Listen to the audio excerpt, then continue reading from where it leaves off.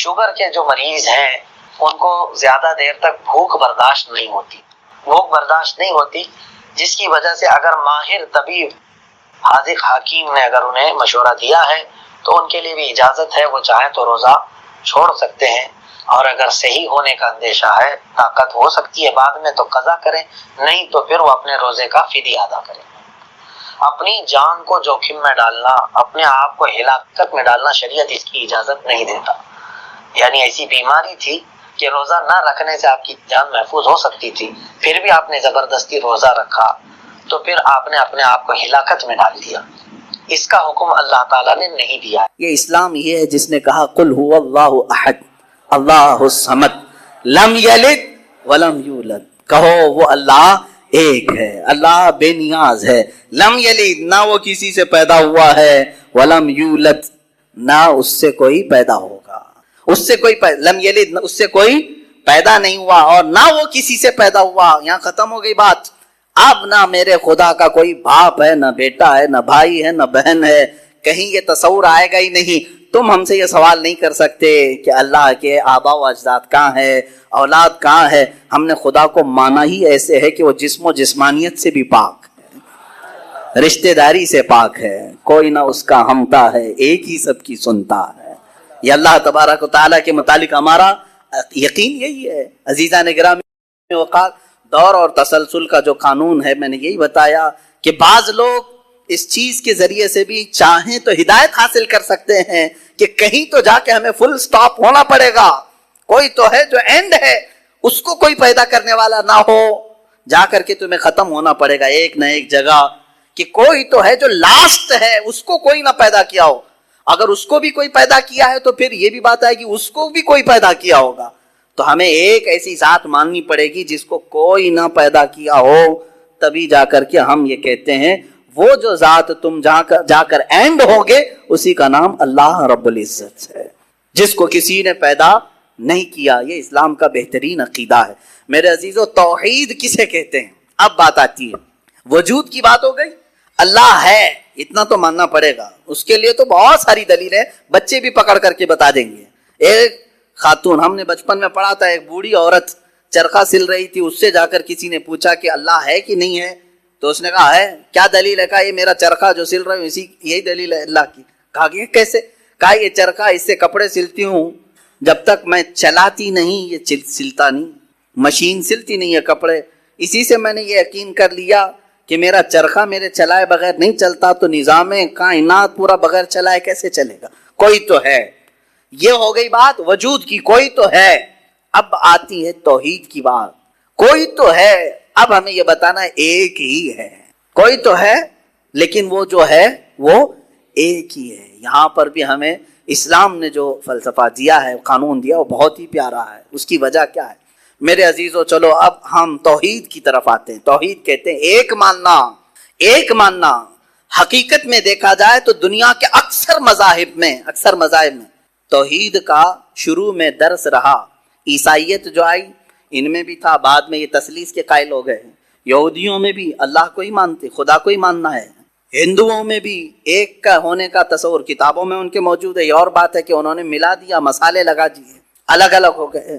خالص جو اپنے دین پر باقی ہے الحمدللہ وہ اسلام ہے۔ آج بھی اللہ رب العزت ہے اور وہ ایک ہے، ایک ہے۔ اس پر کیا دلیل ہے؟ اس پر بھی دلیلیں دینی ہوں گی مسلمانوں۔ عقلی دلیلیں بھی ہیں، نقلی دلیلیں بھی ہیں۔ نقلی دلیلیں ہمارے لیے، نقلی کا مطلب ہوا کسی جگہ سے ثابت ہے، قرآن سے، حدیث سے یہ ثابت ہے، تو یہ نقلی دلیل۔ عقلی جو عقل بھی جس کو تسلیم کرے، عقل جس کو ایکسپٹ کرے، وہ کیا ہے؟ اس بوڑھی عورت کا ہی میں بتا دوں جس نے چرخہ سلا، اور چرخے کو چلانے میں اس نے کہا کہ اللہ ہے، کوئی تو ہے، کیونکہ میری مشین بغیر چلائے نہیں چلتی۔ تو اس سے صاحب نے، جس نے سوال کیا، پوچھا کہ اچھا ہے تو کیا وہ ایک ہے کہ دو ہے؟ کہا نہیں ایک ہی ہے۔ کہا وہ کیسے؟ کہا دو ہو تو دیکھو، تم سامنے بیٹھو، ادھر سے چلاؤ، میں ادھر سے چلاتی ہوں، پھر کپڑے کی کیا درگت بنتی ہے؟ تم اپنی طرف کپڑا کھینچ رہے ہوں گے، میں اپنی طرف کپڑا کھینچ رہی ہوں گی۔ اس سے میں نے یہ یقین کر لیا میرے کپڑے کو سلنے کے لیے میرے چرخے پر ایک ہی کا ہونا ضروری ہے۔ دو بیٹھیں گے تو کپڑا پھر پائجامے کی بجائے کرتا ہو سکتا ہے، کرتے کی بجائے ہو سکتی ہے، کچھ بھی ہو سکتا ہے، کچھ بھی سل جاتا ہے۔ تو دو لوگ ایک مشین کو سلنے جائیں تو نظام درہم برہم ہو سکتا ہے. تو ایک پورے کائنات کا نظام اگر دو لوگ چلانے لگیں تو ایک دن ایک کہے گا نہیں میں آج بارش برساؤں گا, دوسرا کہے گا نہیں میں آج دھوپ ڈالوں گا, تیسرا کہے گا کہ نہیں میں آج چھاؤں ٹھنڈی پیدا کروں گا. تو یہ تو انہی کے درمیان جھگڑا ہوتا رہے گا. اسی لیے قرآن نے بھی کہا لو کان فیہما آلہۃ الا اللہ لفسدتا, اگر ان کائنات میں زمین و آسمانوں میں خدا کے علاوہ دو ہوتے تو ضرور اس میں فساد ہوتا, ضرور اس میں نظام درہم برہم ہوتا. میرے عزیزو یہاں دیکھ رہے ہیں ہم بہت سارے نظاموں کو, کمیٹی کا مسئلہ ہے, مسجد کا مسئلہ ہے, بہت سارے چیزیں دیکھیں. صدر صاحب کچھ اور کرنا چاہتے ہیں, نائب صدر صاحب کچھ اور کرنا چاہتے ہیں, سیکریٹری کچھ اور کرنا چاہتے ہیں, حکومت میں جائیں پتہ ہی نہیں ہے, لیکن نظام ایک ملک کا چلا رہے ہیں, ایک ملک کا چلا رہے ہیں. فساد اسی لیے ہو رہا ہے, فساد اسی لیے ہوتا ہے اور ان کو پتہ بھی نہیں رہتا. وہ بھاشن میں کچھ اور بول کے آئے, یہ پارلیمنٹ میں کچھ اور بول کے آیا. یہ سب ہماری مثالیں جو میں آپ کو پیش کر رہا ہوں دیکھ کر کے سمجھنے کے لیے. ایک سے زیادہ جب ہوتے ہیں تو عقلوں کا ملنا ضروری نہیں, ہر ایک کی عقل الگ الگ چل سکتی ہے. اب آئیے کوئی کہہ سکتا ہے نہیں بھائی اتحاد سے بھی تو کام ہو سکتا ہے, یونٹی سے بھی تو کام ہوتا ہے, کچھ جگہ ہوتا ہے نا. کوئی اگر کہے کہ خدا ایک نہیں دو ہیں اور دونوں مل کے کام کرتے ہیں, دونوں مل کے کام کرتے ہیں, تو اب میں آپ کو کہتا ہوں ایک نمبر والا خدا وہ کہتا ہے آج بارش برساؤں گا, دو نمبر والا اگر اتحاد کرتا ہے اور کہتا ہے کہ نہیں ہاں تو جو کرے گا وہی میں کرتا ہوں, تو یہاں پر قانون یہ تفسیر میں فرمائے گا دوسرا والا تو عاجز ہو گیا, وہ مختار نہیں ہے پھر فیصلہ لینے میں. اور عاجز جو ہوتا ہے وہ خدا نہیں ہوتا, خدا وہی ہوتا ہے جو مالک و مختار ہے, جو خود فیصلے لے گا اور اس میں کسی کو شریک نہیں کرے گا. تو اگر دوسرا والا مان گیا اس کی تو وہ خدا عاجز ہو گیا, اس کی اپنی نہیں چلی. دوسرے دن دوسرا چلایا اور پہلے والا راضی ہو گیا تو پہلا عاجز ہو گیا. تو خدا عاجز نہیں ہو سکتا, یہ ہمارا عقیدہ ہے. خدا وہی ہے جو قادر مطلق ہے, قادر مطلق, ہر چیز پر وہ خود فیصلے لیتا ہے, خود ہی اختیار رکھتا ہے. الحمدللہ اسلام کو اتنا پاک و صاف رکھا گیا ہے. خدا کا جو عقیدہ ہے ہمارے ہاں, عقیدہ توحید ہے, وہ انسان کے ذہن کو بھی پاک و صاف کرتا ہے, انسان کا ذہن بھی پاک و صاف رہتا ہے. اگر عقیدہ توحید تمہارا ہٹ گیا, میرے عزیز و توجہ چاہتا ہوں, توحید عقیدہ سمجھ گئے, اللہ کو ایک ماننے کا عقیدہ اگر ہٹ گیا تو پھر انسان اتنا ذلیل ہوتا ہے کہ پھر وہ ہر چیز کو خدا ماننے لگ جاتا ہے, چاہے وہ چوہا ہو کہ بلی ہو کہ سانپ ہو کہ مچھر ہو, کسی کے بھی سامنے جھکنے لگ جاتا ہے. توحید کا عقیدہ اگر ذہن سے ہٹ گیا, اللہ کو ایک اور بڑا ماننے کا عقیدہ ہٹ گیا, تو ہم نے ان لوگوں کو بھی دیکھا ہے جو عورتوں کی شرمگاہوں کو بھی عبادت کرتے ہیں, بہت ساری غلاظتوں کو بھی پوجتے ہیں. میرے عزیزو یہ کب آتی یہ چیز؟ جب عقیدہ توحید انسان سے ہٹ جاتا ہے تو وہ بہت ہی نیچے گر جاتا ہے. اللہ تعالیٰ نے ذہنوں کو پاک رکھنے کے لیے یہ ہمیں کتنا بہترین عقیدہ دیا ہے, اور وہ ایک ہے, اور الحمدللہ مسلمان اسے آج بھی ایک ہی مانتے ہیں. کئی چیزیں ہیں, میں یہ علم الہیات پر آج بات کرنا چاہتا تھا. پہلے وجود باری تعالیٰ اور دوسرے اللہ کے ایک ہونے پر. ایک ہونے پر سب سے بڑی دلیل یہ ہے, ایک سے زیادہ ہوں گے تو نظام درہم برہم ہو سکتا ہے, اور اب تک نظام درہم برہم نہیں ہوا. اس کا مطلب ہے کہ ایک ہی چلا رہا ہے, ایک ہی چلا رہا ہے. سورج کو جس طرح سے اس نے سالوں سے چلایا ہے, چاند کو جس طرح چلایا ہے, موسموں کا آنا جانا, قرآن خود یہ کہتا ہے, میں نے آیت خطبے کے بعد یہی تلاوت کی, ان فی خلق السماوات والارض واختلاف اللیل والنہار, بے شک زمینوں کی پیدائش میں, آسمانوں کی پیدائش میں اور رات و دن کے آنے جانے میں تمہارے لیے بہت بڑی نشانیاں ہیں کہ ایک ہی ہے, ایک ہی ہے جو اس کو اپنی مرضی سے بنایا ہے, اپنی مرضی سے بنایا ہے. عزیزان گرامی وقار, ہندوؤں میں بھی ایک ہونے کا عقیدہ تھا کہ ایک خدا ہے. بہت ساری کتابیں ہیں جس کو میں نے پڑھا ہے جس میں کہا گیا ہے سنسکرت میں کہ وہ ایک ہی ہے, ایک ہی ہے. لیکن ہوا یہ کہ بعد میں ان تعلیمات میں مکسنگ کیسے آئی. جیسے ہمارے یہاں فرشتوں کا تصور ہے, جبرائیل ہیں, میکائیل ہیں, اسرافیل ہیں, اسرائیل علیہم السلام. جو ملائکہ ہیں وہ اللہ تبارک و تعالیٰ نے انہیں مختلف کاموں پر لگایا ہے. میکائیل علیہ السلام بارش برساتے ہیں, روزی پہنچانے کے کام میں ہیں. اسرائیل علیہ السلام روح نکالتے ہیں. تو ان ملائکہ کو جس طرح سے ہمارے ہاں تصور دیا گیا اللہ کے فرشتے, تو ان لوگوں نے ان دوسرے کاموں کو دیکھ کر ہر ایک چیز کا الگ الگ خدا بنا لیا. ہواؤں کا خدا الگ, بارش کا خدا الگ, آگ کا خدا الگ, پانی کا خدا الگ. یہاں پر دھوکہ کھا گئے, وہ خدا نہیں ہے، وہ خدا کے فرشتے۔ اللہ تبارک و تعالیٰ نے جن کو ان کائنات کے کاموں پر لگایا، ہمارا عقیدہ میں بتا رہا ہوں۔ عزیزان گرامی، یہاں پر میں یہ باتیں اس لیے عرض کر رہا ہوں کہ سب سے پہلے وجود باری تعالیٰ اللہ ہے، دوسری چیز وہ ایک ہے۔ اب تیسری چیز آتی ہے جس کے متعلق آج کے بہت سارے دہریے سائنس کے اسٹوڈنٹ وہ کہتے ہیں اگر ہے مان لیا، ایک ہے مان لیا، دکھتا کیوں نہیں ہے؟ یہ بھی سوال ہے۔ ہمارا عقیدہ ہے نراکار ہے، اور وہ آکار مانتے ہیں۔ بعض لوگ ان کے ہاں بھی ہیں جو خدا کو نراکار مانتے ہیں کہ وہ نہیں دکھ سکتا۔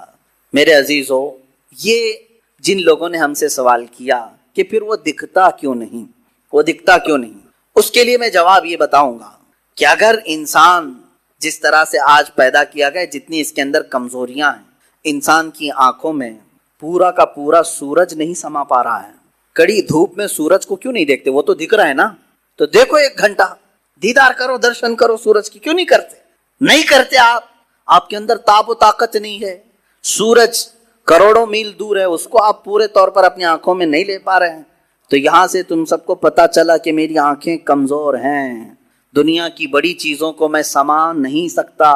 تو یہ تو سورج کے بارے میں کہہ رہا ہوں جو رب ذوالجلال کی ہزاروں نہیں کروڑوں تخلیقات میں سے ایک ذرہ ہے، اس ایک ذرے کو ہماری آنکھیں نہیں سما پاتی، تو پورے کائنات کے خدا کو، رب ذوالجلال کی تجلیات کو کیسے سما پائیں گے؟ آنکھوں میں کیسے اسے سما سکتے؟ اسی لیے اللہ نے قرآن میں فرمایا لا یدرکہ الابصار، اس کو کوئی آنکھ گھیر نہیں سکتی۔ وہ کیوں؟ سوال بھی تو ہے کہ اگر گھیر لے آنکھیں، ہو کیا جاتا اگر اللہ کو دیکھ لیتے؟ تو اس کے متعلق فلسفی طور پر بھی اور اسلامی طور پر بھی میں بتاؤں۔ میرے عزیزو، عقیدہ ہمارا یہ ہے کہ اللہ، اس کا کوئی سائز نہیں، اس کا کوئی سائز نہیں، اتنا چوڑا، اتنا اونچا، اتنا لمبا، اتنا چھوٹا، یہ چیز ہے نہیں، ہم اس کو مان نہیں سکتے۔ تو جب آنکھوں میں تمہارے کوئی چیز آئے گی تو وہ سائز والی ہی آئے گی، کچھ تو سائز ہوگا اس کا، چاہے وہ 100 کلومیٹر والا ہو، اگر آنکھوں میں آ گئی تو سائز بن گیا، اور جس چیز کا سائز بن گیا وہ خدا ہو نہیں سکتا۔ ہمارے ہاں یہ عقیدہ ہے کہ اللہ تبارک و تعالی جسم و جسمانیت سے پاک ہے، مکان و مکانیت سے پاک ہے، اس کی یہ تمام چیزیں ایسی نہیں جس طرح انسان کی آنکھ، ہاتھ، پیر، منہ، پیٹ، یہ تمام چیزوں سے وہ پاک ہے، وہ جیسا ہے وہ اللہ بہتر جانے۔ لیکن انسان کی دنیا میں آنکھیں اس چیز کو سما نہیں سکتی، اور جو چیز اس کی آنکھوں میں سما گئی وہ خدا ہو نہیں سکتی۔ اس کے لیے ایک فارمولا میری طرف سے لے کر کے جاؤ، جس چیز کو بھی دیکھا کسی نے دنیا میں سوائے رسول اللہ کے، میرے آقا صلی اللہ علیہ وسلم، ایکسیپشن میں بتا رہا ہوں، حضور کی کو چھوڑ کر کے پوری کائنات کی بات کر رہا ہوں، جس نے کسی چیز کو دیکھا وہ خدا ہو نہیں سکتا۔ ام المومنین عائشہ صدیقہ نے بھی فرمایا ہے کہ جس نے بھی یہ کہا کہ خدا کو یہ دیکھا ہے ظاہری آنکھوں سے، کھلی آنکھوں سے، وہ سب سے بڑا جھوٹ بولا ہے، دنیا کا سب سے بڑا جھوٹ بولا اس نے۔ اب یہ بات میں اس لیے عرض کر رہا ہوں کہ ہو سکتا ہے تمہارے تک بھی آ جائے وہ بھیجے میں خدا دکھانے والے پیر صاحب۔ ہاں، کچھ لوگ خدا کو دکھا کر کے مرید کرانا چاہتے ہیں اور تانا مارتے ہیں، ارے میاں ہم تو دکھا کے مرید کرتے ہیں۔ دکھا کے کس کو؟ بکرے کے بھیجے میں دکھا کر، میاں ان کو یہی خدا مل رہا تھا، معاذ اللہ رب العالمین، کلیجے میں نہیں، پھیپڑے گردے میں نہیں، جس چیز کے کھانے کا شوق پیر صاحب کو ہوا وہاں خدا دکھانا شروع کیا۔ نعوذ باللہ من ذالک، استغفر اللہ۔ یہ نہایت ہی جہالت ہے اور زندیق لوگ ہیں۔ میں آپ سب سے یہ کہنا چاہوں گا جو اس طرح کی بات کرے اس سے یہ کہو کہ پیر صاحب بڑے ہیں کہ موسیٰ علیہ السلام بڑے ہیں؟ کون ہے؟ موسیٰ علیہ السلام بار بار کہتے رہے مولا تو اپنا دیدار کرا دے، اور قرآن کہتا ہے لن ترانی، تم مجھے ہرگز نہیں دیکھ سکتے، اور پھر موسیٰ علیہ السلام نے اصرار کیا تو اللہ نے انہیں کوہ طور پر بلایا، اور یہ سب سنتے ہیں نا، معراج کے واقعے میں بھی سنایا جاتا ہے۔ موسیٰ علیہ السلام کو سوئی کے ناکے کے برابر ایک تجلی دکھائی گئی، پہاڑ پورا جل گیا، آپ بے ہوش ہو کر گر پڑے، پیر صاحب ابھی بھی بے ہوش نہیں ہو رہے۔ موسیٰ علیہ السلام جلیل القدر پیغمبر ہیں، نبی ہیں، وہ تجلی ہلکی سوئی کے ناکے کے برابر کی نہیں دیکھ سکے، تو ان سے سوال کرو آپ بڑے کہ موسیٰ علیہ السلام بڑے؟ آپ کے اندر اتنی پاور کہاں سے آ گیا؟ آپ پورے بھیجے میں دکھانے کی بات کرتے ہیں، نہایت ہی گمراہی کی بات ہے۔ میرے عزیزوں، میں یہ ان لوگوں کے بارے میں کہہ رہا ہوں جو اپنے آپ کو مسلمان کہہ کر کے ایسی باتیں کر رہے ہیں، باقی دوسرے ہوں تو ان کو چھوڑ دو۔